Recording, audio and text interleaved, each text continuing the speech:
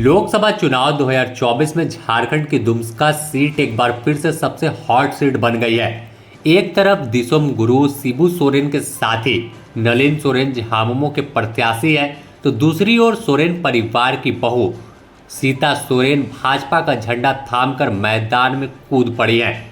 इस चुनावी रण में तमाम तरह की फील्डिंग की जा रही है। लगातार दोनों ओर से नेताओं की जो रैली है वो हो रही है और जनता के बीच जाकर विभिन्न दावे किए जा रहे हैं। इस बीच अगर बात करें तो झामुमो की ओर से प्रत्याशी नलिन सोरेन जामताड़ा पहुंचे।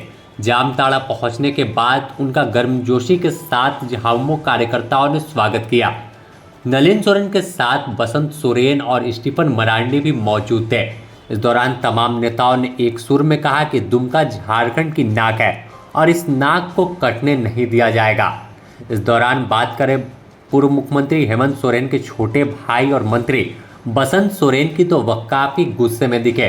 उन्होंने मंच से कहा कि भाजपा के लोगों ने जो दिल्ली के शीर्ष सत्ता पर बैठते हैं उन्हें झारखंड के लोग खटकते हैं। यही कारण है कि पहले परिवार को तोड़ लिया और बड़े भाई को जेल भेज दिया और सोच रहे हैं कि दुमका को फतह कर लेंगे, लेकिन दुमका की जनता उन्हें सबक सिखाने का काम करेगी। ये उनकी सोच है। अब किसी की सोच को तो क्या कहा जाए, ये उनकी व्यक्तिगत राय हो सकती है। सर, जितना बड़ा आरोप है सर, इतना बड़ा आरोप कि आप उस परिवार से हैं, आपने झामुमो को स्टेबल किया है। आरोप लगाना से आरोप साबित नहीं होता है। वो ये कह दे कि फलना फलना है, फलना छोड़ के जाएगा, फलना आएगा, तो ये उसकी व्यक्तिगत चीजें हो सकती है, व्यक्तिगत सोच हो सकती है, व्यक्तिगत राय हो सकती है, और किसी के व्यक्तिगत सोच और राय को बदल नहीं सकते। उसमें किसी की जबरदस्ती तो होती नहीं है। ये उनकी व्यक्तिगत राय है, उनकी सोच है। उन्होंने अपनी बहन को कहा है, अपनी बातों को रखा है, ऐसी कोई बात नहीं।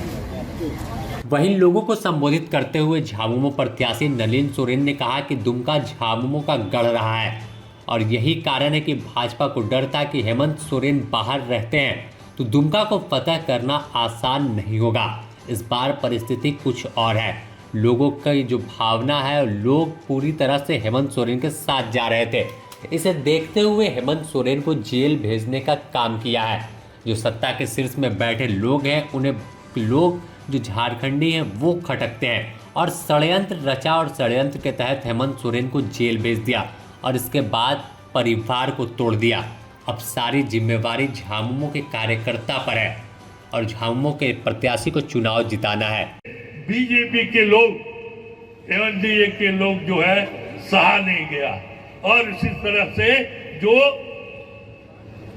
हम लोग के जो माननीय मुख्यमंत्री, तत्कालीन मुख्यमंत्री थे, उनके ऊपर गलत ढंग से आरोप लगाते हुए उन्हें जेल में बंद किया। और इसलिए किया गया ताकि ये इस राज्य में जो चुनाव है उस चुनाव प्रचार प्रसार नहीं। यही सोच करके बीजेपी वाले, एनडीए के लोग अब घर तोड़ने का काम किए और उसी आधार पर उन लोगों ने घर तोड़ने का काम किया और घर तोड़ करके ये साबित करने का काम किया कि हम इस संगठन को तोड़ेंगे।